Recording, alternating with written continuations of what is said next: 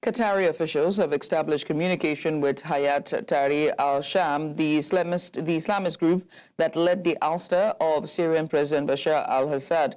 This development comes after Qatar hosted meetings with Russian, Iranian, Turkish and Arab officials on Syria.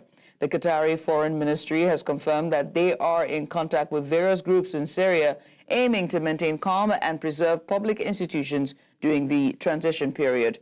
Qatar's Syrian embassy, open to opposition groups during the rebellion, is now seen as the first embassy of the new reality in Syria.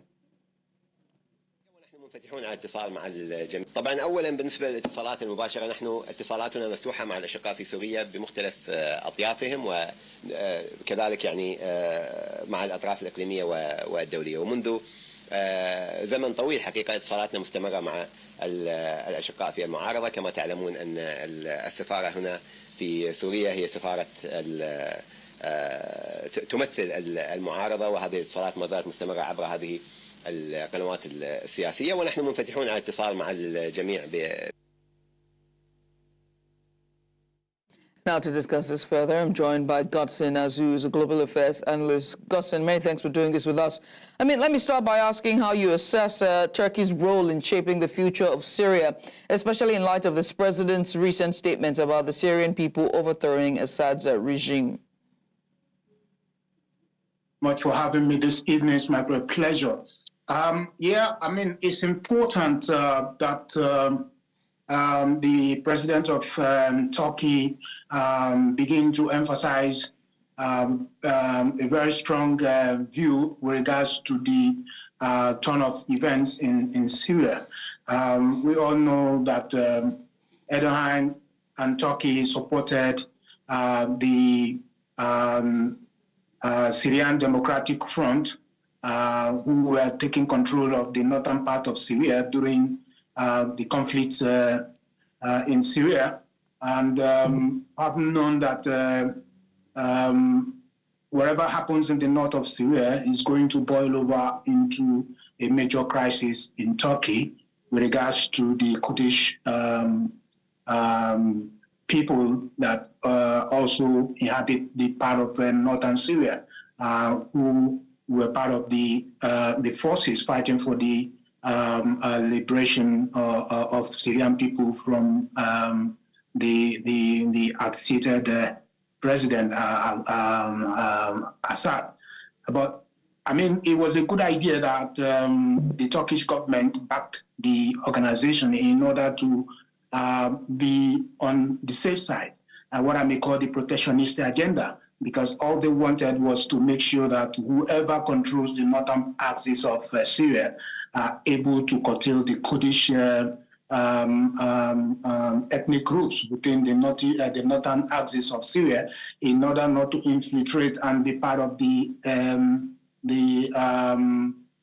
other Kurdish fractions that are in Turkey that have been having a conflict, resistant conflict with the Turkish government for a while now. And so I believe that Erdogan is playing a vital role to ensure that whatever government that comes in place in Syria, whatever new administration that comes in place in Syria, he is able to ensure, or is being given a good assurance that the Kurdish faction in northern Syria will not be allowed to gain what they are looking for at the moment, self-determination and independent of the Kurdish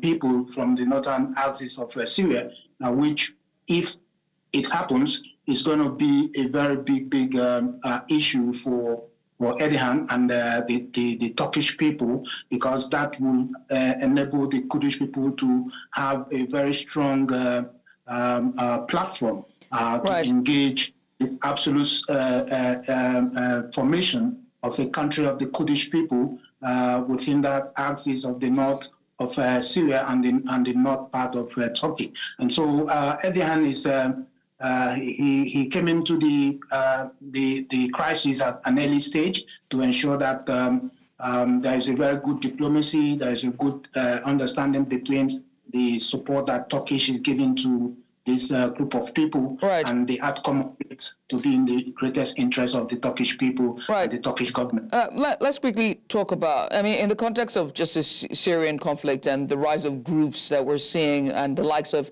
HTS, that's the Hayat Tahrir, al-Sham. What is your view on the international community's response so far to these armed groups, particularly giving HTS's past links to al-Qaeda? How should the UN approach these factions just moving forward?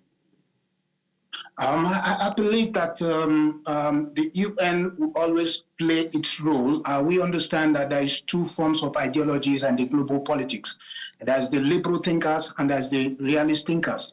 The liberal thinkers always have that confidence that they can bring about collective cooperation. They can bring about peace and harmony through dialogue and engagement, and using institutions to bridge the gap between conflicting interest groups and bodies, and identifying these conflicting interest groups, whether they be revolutionaries, whether they be nationalists, whether they be dictators for change of governance, whether they be terrorists. The essence of the United Nations as a liberal order is to ensure that they approach every aspect of this segment of actors, the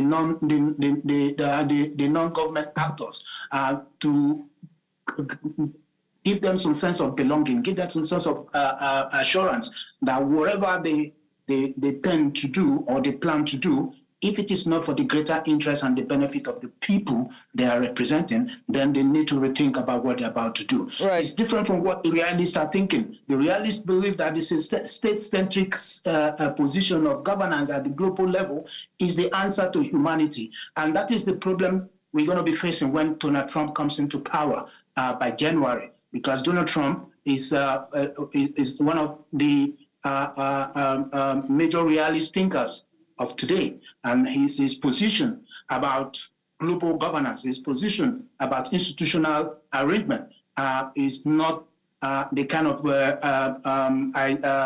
principles he believes in his style of governance. And so his position by January may actually impact the way forward with what is happening in the Middle East, between Syria.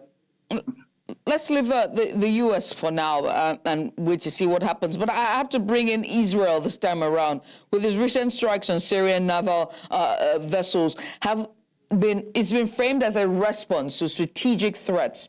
What do you think about the broader implications of these military actions are for Israel's security and its relations to Syria, Turkey, and other regional actors? Very quickly, because we're out of time.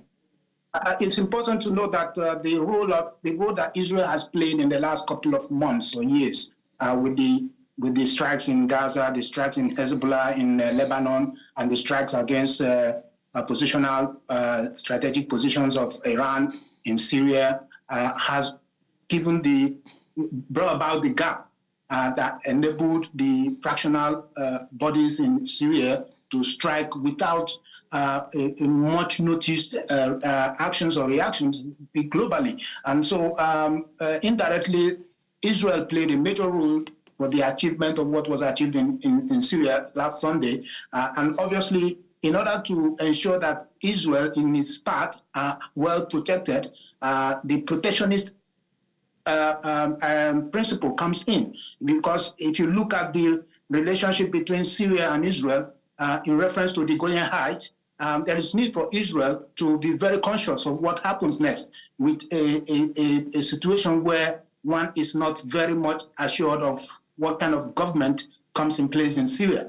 And if the wrong administration or the wrong leadership comes into play in Syria, what would be the after effect? What would be the impact to Israel if they are not conscious of the security threats available in Syria at the moment? We all know that Syria was a dumping ground for Iran's weapons, chemical weapons, ammunition, and all of that. And so the most important thing that Israel needed to do at this moment of the vacuum is to preempt a strike, a preemptive strike even when you are not sure what will happen, but yeah, I mean, but Godson, it now begs to ask the question of whether or not this will even escalate more tensions in the Middle East. Well, that we wait to see what happens in the coming days. But Godson, we have to, we have to pin this conversation for now. Many thanks for taking out the time to have the discussion with us. Godson Azu is a global affairs analyst. Just give us a bit of insight